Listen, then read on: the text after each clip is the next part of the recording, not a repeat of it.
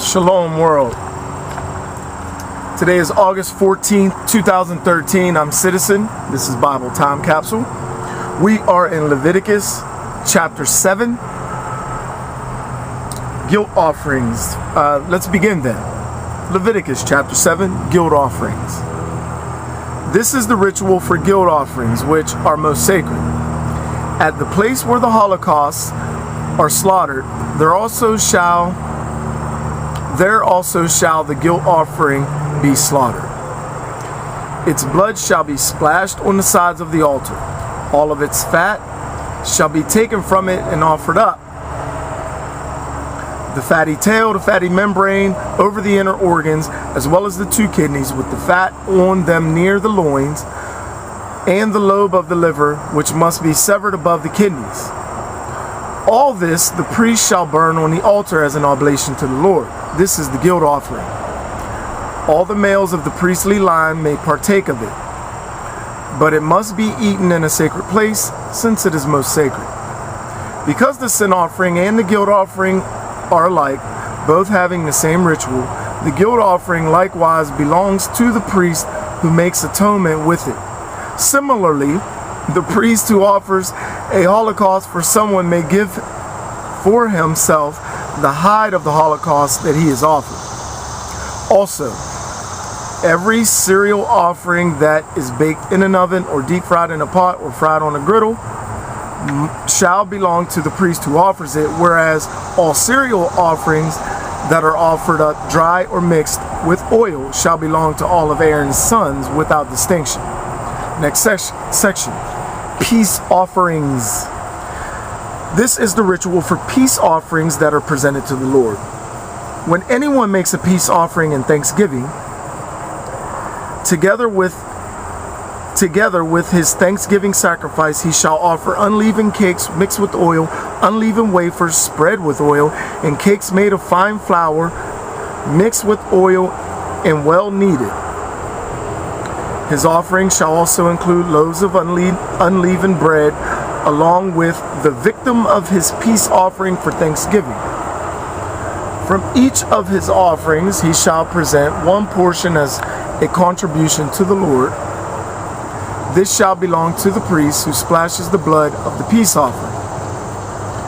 The flesh of the thanksgiving sacrifice shall be eaten on the day it is offered. None of it may be kept till the next day. However, if the sacrifice is a votive or a free will offering, it should indeed be eaten on the day the sacrifice is offered. But what is left over may be eaten on the next day. Should any flesh from the sacrifice be left over on the third day, it must be burned up in the fire.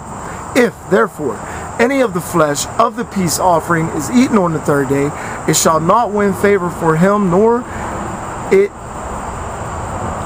shall it be reckoned to his credit. Rather, it shall be considered as refused, and anyone who eats of it shall have his guilt to bear. Should the flesh touch anything unclean, it may not be eaten, but shall be burned up in the fire. All who are clean may partake of this flesh. If, however, someone, while in a state of uncleanness,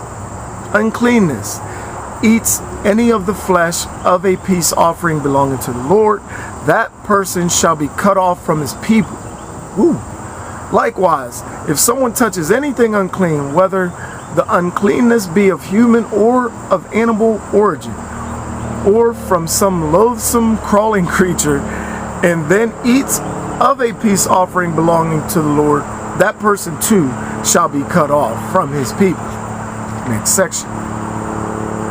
Prohibition against blood and fat.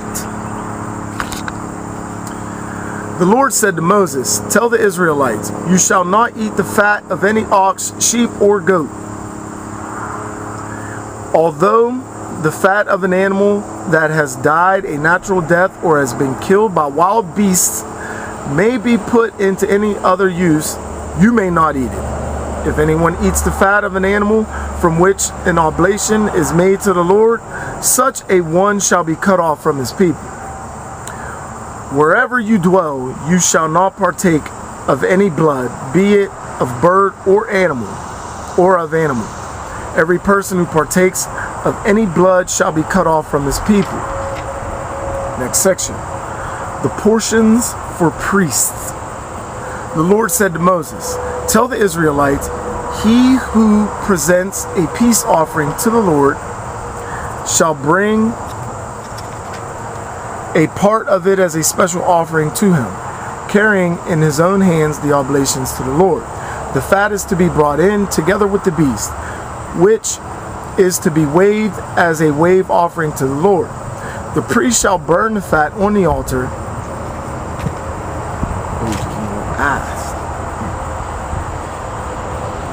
The priest shall burn the fat on the altar, but the beast belongs to Aaron and his sons. Moreover, from your peace offering you shall give to the priest the right leg as a raised offering. The descendant of Aaron who offers up the blood and fat of the peace offering shall have the right leg as his portion. For from the peace offerings of the Israelites I have taken the beast that is waved and the leg that is raised up, and I have given them to Aaron the priest and to his sons by a perpetual ordinance as a contribution from the Israelites. This is the priestly share from the oblations to the Lord, allotted to Aaron and his sons on the day he called them to be priests of the Lord. On the day he anointed them, the Lord ordered the Israelites to give them this share, by a perpetual ordinance throughout the generations. This is the ritual for holocausts, cereal offerings, sin offerings, guilt offerings, ordination offerings, and peace offerings, which the Lord enjoined on Moses at Mount Sinai at the time when he commanded the Israelites in the wilderness of Sinai to bring their offerings to the Lord. And that is the end of chapter 7 of Bible Time Capsule. I'm Citizen. Be kind to one another and love each other. Peace. I'm out.